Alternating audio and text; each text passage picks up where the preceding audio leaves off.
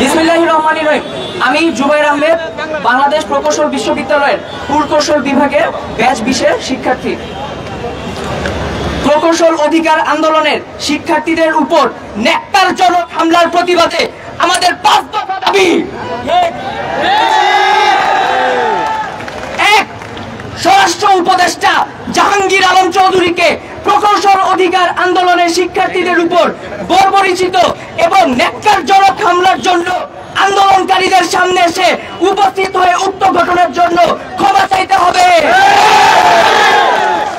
এবং সেই সাথে জবাবদিহি করতে হবে।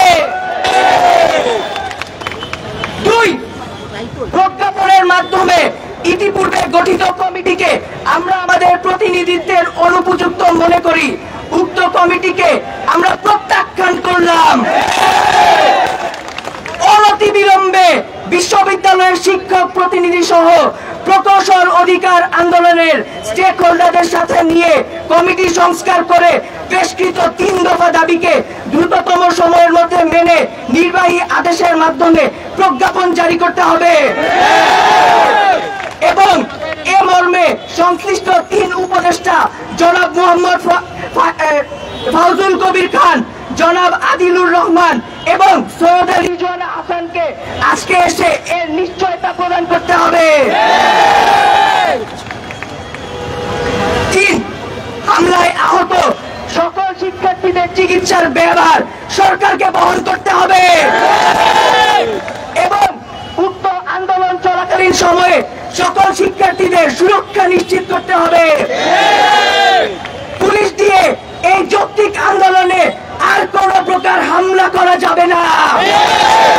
এক পুলিশ দিয়ে আন্দোলন, পুলিশ দিয়ে আন্দোলন বন্ধ করা যাবে না, পুলিশ দিয়ে আন্দোলন বন্ধ করা যাবে না। 4, রোকন ভাইয়ের উপর হামলাকারীদের অনতিবিলম্বে গ্রেফতার করে আইনের আওতায় আনতে হবে এবং চাকরি থেকে বহিষ্কার করতে হবে।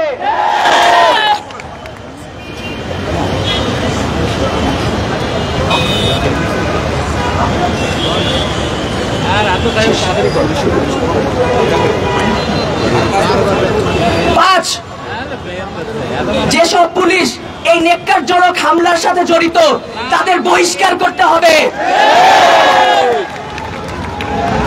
পুলিশ দিয়ে আন্দোলন, পুলিশ দিয়ে আন্দোলন বন্ধ করা যাবে না, পুলিশ দিয়ে আন্দোলন বন্ধ করা যাবে না, পুলিশ দিয়ে আন্দোলন বন্ধ করা যাবে না, পুলিশ দিয়ে আন্দোলন বন্ধ করা যাবে না। অবিলম্বে আমাদের এই দাবিগুলো মেনে নেওয়া না হলে আমরা কঠোর কর্মসূচি দিতে বাধ্য থাকব।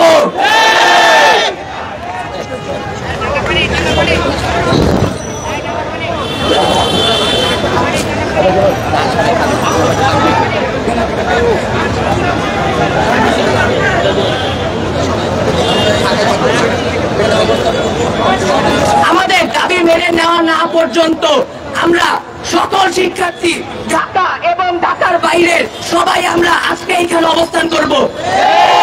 প্রেস ব্রিফিংটি শেষ করা হলো।